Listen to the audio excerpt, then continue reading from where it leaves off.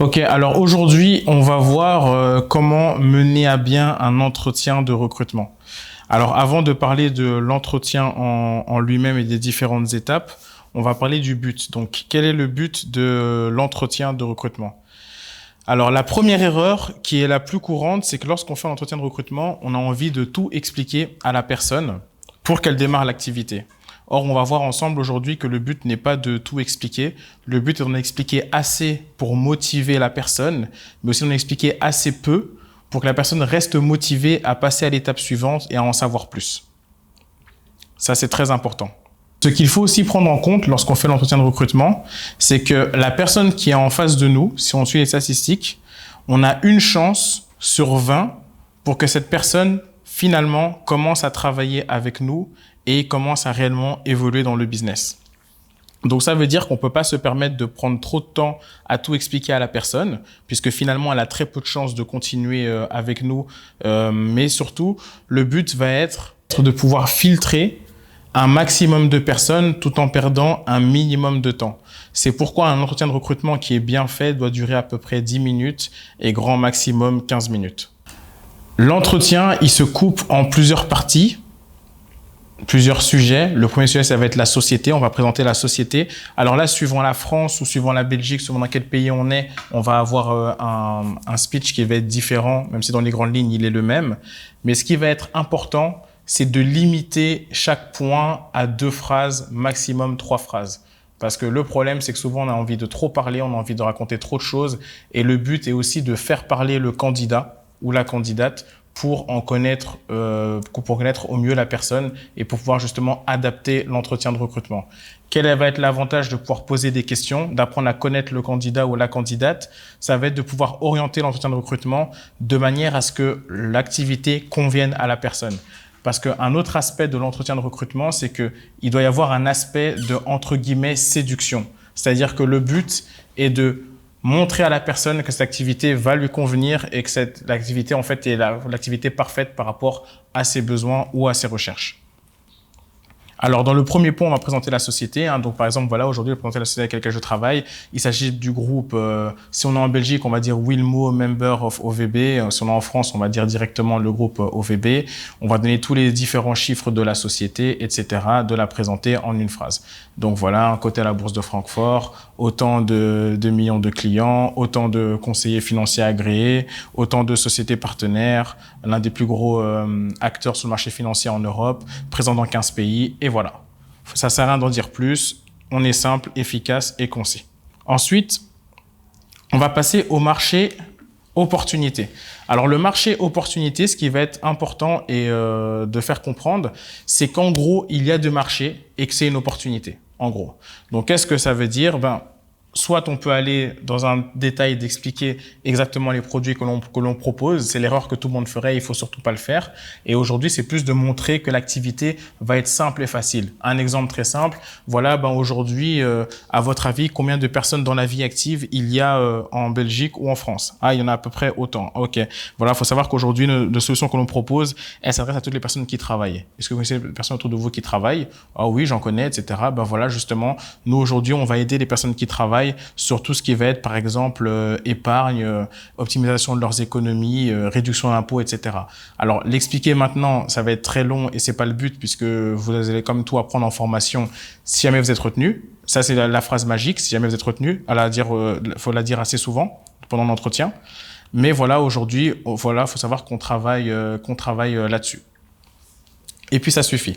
Ce qui est important, c'est de montrer l'opportunité. Donc, par exemple, si je prends l'exemple de la Belgique, on sait que nous, le groupe OVB, on est très présent, par exemple, sur la région de Bruxelles, mais beaucoup moins en dehors de Bruxelles. Donc, c'est important de dire, voilà, il faut savoir qu'aujourd'hui, on est quand même bien représenté sur Bruxelles, mais par contre, beaucoup moins dans d'autres villes. Donc, si par exemple, la personne habite, je sais pas moi, à la Louvière, ça va être important de dire, voilà, écoutez, faut savoir qu'à la Louvière, pour l'instant, il y a par exemple que 1 ou 2 ou pas de conseillers, donc vous avez tout un marché pour vous. Si la personne habite, par exemple, en France, à Lyon, pareil, on peut dire la même chose. De toute façon, la France, on peut le dire même pour partout. Mais ce qui est important, c'est de montrer l'opportunité parce que la personne doit comprendre une chose, c'est que, il y a une opportunité, il y a une possibilité de business intéressante et bien sûr que l'activité est facile et simple dans le sens où ça s'adresse à tout le monde. Les clients sont faciles à trouver. Ça, c'est très important. Ensuite, la carrière. Alors la carrière, il y a aussi une autre phrase magique que j'aime bien utiliser en rendez-vous qui va être intéressante. Ça va être justement la raison pour laquelle j'ai démarré l'activité ou ce qui m'a plu dans l'activité. On va parler d'un autre aspect, c'est la carrière. Alors moi, par exemple, ce qui m'a vraiment plu dans l'activité, c'est le fait justement que la carrière était évolutive. Donc qu'est-ce qu'on veut dire par carrière évolutive? Aujourd'hui, on va avoir au début un travail basique, on va apprendre les bases du métier, à savoir le conseil, la prospection, etc., etc. Mais ensuite, il y a une évolution vers du management. Pourquoi? Parce qu'au début, on est motivé, on veut faire des rendez-vous, etc. Mais le but est d'avoir un travail qui va évoluer dans le temps, ne serait-ce aussi au niveau des tâches, qui deviennent plus enrichissants, mais aussi en termes de revenus. Parce que j'imagine que si vous êtes là, c'est pour gagner un revenu qui va augmenter avec le temps. Oui, tout à fait. Voilà. Donc, c'est important justement de faire comprendre que la carrière justement est évolutive et surtout un aspect important dans la carrière, c'est que la carrière est mathématique. Ça veut dire que vous allez évoluer juste sur base de votre travail. C'est pas parce que votre patron vous apprécie ou pas que vous allez évoluer, mais c'est purement votre travail. Et en disant ça, on en a déjà dit largement assez.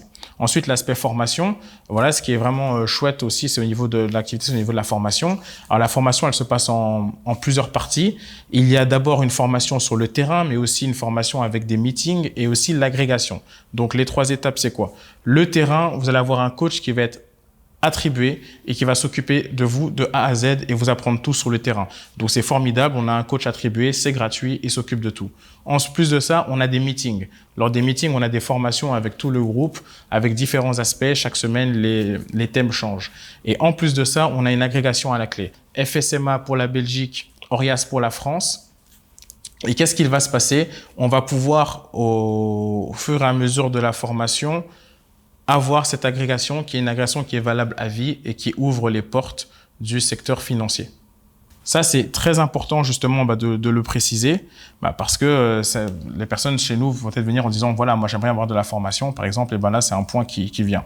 Ensuite, expérience personnelle. Expérience personnelle, pour moi ce qui va être intéressant, ça va être d'expliquer justement voilà, votre parcours, comment vous l'avez commencé, etc., etc. Donc, d'une personne à l'autre, ça va beaucoup changer, mais ça va aussi permettre à la personne de s'identifier à vous. Par exemple, je vais dire, voilà, moi, voilà, par exemple, j'ai commencé l'activité, j'étais jeune, j'avais 22 ans, j'ai commencé en complément d'un métier de commercial, et puis rapidement, je me suis rendu compte que ça prenait le dessus, donc 6 mois après, je suis passé à mi-temps, et puis 1 an et demi après, je suis passé à temps plein, et puis au début, j'ai commencé en tant que commercial, et aujourd'hui, je suis à la tête d'une équipe d'une centaine de personnes, par exemple. Ça permet de montrer les perspectives, et ça fait, par exemple, 8 ans que je suis là. Et ça permet aussi de montrer que c'est quelque chose aussi qui tient dans le long terme et que c'est une vraie carrière à terme. Alors, ça, c'est pour les différents points. Donc, vous voyez qu'avec ça, on a déjà fait les 5 points, 2 phrases par point, ça suffit. Si vous voulez avoir un petit peu plus d'impact, ce qui va être aussi intéressant, c'est de dire à la personne, mais ça, moi, j'aime bien le dire en tout début de rendez-vous. En tout début de rendez-vous, c'est voilà, dites-moi un peu qui vous êtes, qu'est-ce que vous avez fait, expliquez-moi votre parcours. Et là, la personne va se présenter. Ok, je m'appelle un tel, j'ai fait ça comme étude, j'ai fait ça comme travail, je recherche plutôt ci, je recherche plutôt ça, etc., etc. Ce qui va être important dans ce moment-là, c'est de bien écouter la personne et surtout de bien analyser pour savoir en fait quel point est important pour la personne. Et de là, vous allez pouvoir avoir une ligne directrice dans ce sens-là. Si la personne vous dit, par exemple, voilà, écoutez, moi, j'ai fait tel et tel métier, mais je crois que c'était un métier qui n'était pas très gratifiant, il n'y avait pas trop d'évolution, c'était un peu redondant, etc. Et là, on peut appuyer le fait que chez nous, justement, l'activité est diversifiée, qu'il y a plusieurs tâches. On peut avoir un travail plutôt commercial, mais aussi un travail plutôt managérial, qui a une belle perspective d'évolution, etc., etc. Et à chaque fois, en fait, on va adapter notre speech à ce que la personne a dit. La personne a dit, oui, voilà, moi, j'avais un travail qui me plaisait, mais j'avais toujours mon patron sur mon dos. C'était très oppressant et j'ai toujours voulu avoir mon propre business. Et voilà, ce qui est bien chez nous, c'est que justement, on forme les gens pour qu'ils aient leur propre business. Donc, vous allez pouvoir gérer votre temps vous-même. Vous allez pouvoir tout gérer de A à Z. On travaille en parfaite autonomie. On n'a que 2 meetings par semaine où qu'on se voit et qu'on travaille ensemble. Et le reste du temps, je vous laisse travailler de votre côté. Ça, c'est un exemple. Donc, ça va être important toujours d'amener le travail dans ce sens-là. Et ensuite, important, toujours laisser une période de questions. Donc, si la personne peut vous poser des questions, voilà, est-ce que vous avez bien compris qu'il y a des questions? Et là, vous pouvez avoir des questions qui vont vous piéger. Ce que je veux dire par des questions pièges, ce sont des questions qui vont vous donner envie d'en expliquer trop. Par exemple, ouais, c'est hyper intéressant, et du coup, comment est-ce qu'on est payé? Et là, on se dit, parfait, la personne veut savoir comment on est payé, je vais tout lui expliquer. Les points, les différentes fonctions, le différentiel, les niveaux, etc. Ne faites surtout pas cette erreur-là. Très simple. Comment est-ce qu'on est payé? Ben, écoutez, c'est très simple. Ça sera expliqué plus tard, mais en gros, on est payé à la commission. Quand vous faites un contrat, comptez une commission d'à peu près entre, je prends un exemple, hein, entre 2 et 300 euros. Mais ce sera expliqué plus en détail lors de la prochaine étape, si jamais vous êtes retenu et lors des formations. Point barre.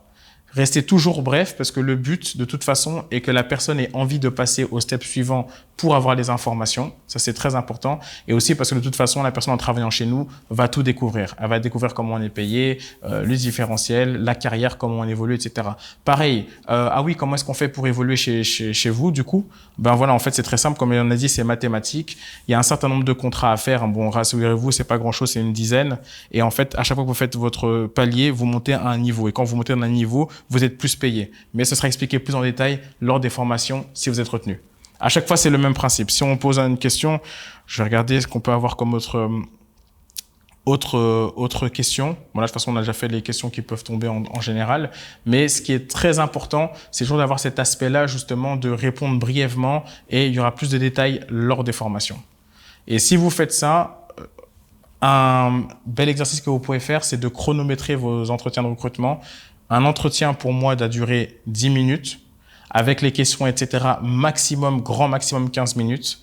Et si vous faites ça, vous allez pouvoir vraiment avoir un gros débit d'entretien, puisque rappelez-vous, lorsque vous parlez à une personne, cette personne a une chance sur 20 de réellement travailler avec vous et de réellement évoluer dans l'activité.